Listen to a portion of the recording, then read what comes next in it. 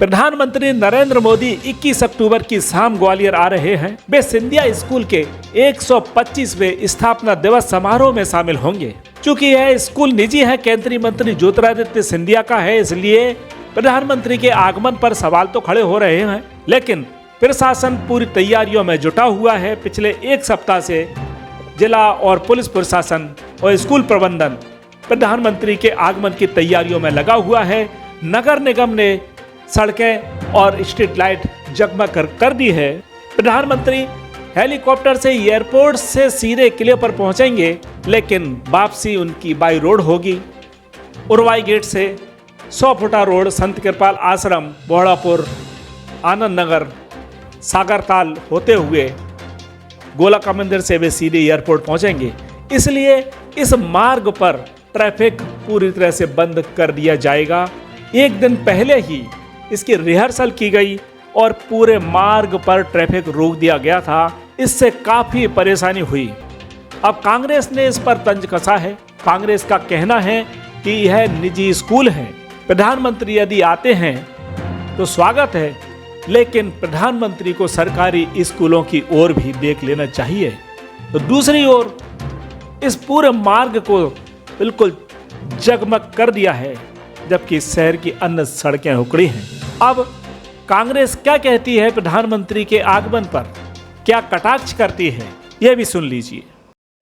प्रधानमंत्री जी आ रहे हैं सिंधिया स्कूल में। 125वां साल है, बच्चों से बातचीत करने आ रहे हैं और हमने प्रधानमंत्री जी से कुछ सुझाव भी दिए, कुछ अपेक्षाएं की कि भाई प्रधानमंत्री जी, सिंधिया जी के स्कूल में तो अभिजात्य वर्ग के बच्चे हैं, एक बार जरा सा सरकारी स्कूल में भी आ जाओ,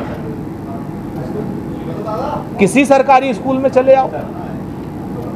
भाई आपने 2 घंटे सिंधिया जी के स्कूल को दिए, आधा घंटा किसी सरकारी स्कूल को भी दे लो। सरकारी स्कूलों में 14,000 से 16,000 से ज़्यादा स्कूल ऐसे जहाँ बच्चियों के लिए शौचालय नहीं है। वहाँ की बच्चियाँ शौचालय के लिए गिड़गिड़ा रही हैं। कई बच्चियों ने तो स्कूल छोड़ दिया। 67,000 से ज़्यादा रिक्त पद पड़े हुए हैं।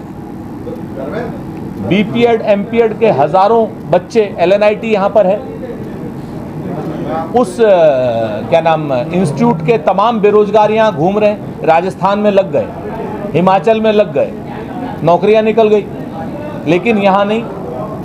तो मेरा ये बड़ा स्पष्ट अनुरोध था प्रधानमंत्री जी से कि प्रधानमंत्री जी, अभिजात्य बच्चों को भी आप संस्कारित कीजिए, आपकी नैतिक दायित्व है, जिम्मेवारी है, लेकिन आप श्योपुर के आदिवासी बच्चियों की भी पीड़ा सुनिए। आप उन कुपोषित बच्चियों की भी पीड़ा सुनिए जो शिवराज सरकार में 55% से ज़्यादा बौने बच्चे पैदा हो रहे हैं। आप उन बच्चियों की भी पीड़ा सुनिए जो अबोध बालिकाएं हैं, जिनके खिलाफ दुराचार होता है, जिनके खिलाफ अत्याचार हो रहा है, अनाचार हो रहा है, उनकी भी पीड़ा सुन लीजिए। सरकारी स्कूलों में जाइए, उन बच्चियों के घरों में भी तो जाइए। और मेरा एक प्रश्न और था प्रधानमंत्री जी से कि प्रधानमंत्री जी, वीरांगना रानी लक्ष्मीबाई जी की समाधि है, सिंधिया के यहाँ जा रहे हो तो समाधि पर भी चले जाओ, पुष्पांजलि अर्पित कर दो वहाँ। आखिर ऐसी कौन सी विवशता है आपकी कि आप वहाँ पर नहीं जा पा रहे हो? ये संयोग है, प्रयोग है, क्या है ये? आपकी स्वतंत्रता संग्राम के प्रति अभिरुचि व्यक्त कर रहा है ये कि आप देश की स्वतंत्रता से अगर खुश हैं, आप प्रधानमंत्री बने हैं देश के संविधान के कारण, अगर आपकी उसके प्रति आस्था है तो रानी झांसी के भी प्रति आस्था होगी। ग्वालियर आए हैं तो रानी झांसी पे पुष्पांजलि अर्पित करने जाइए, आशीर्वाद ही मिलेगा।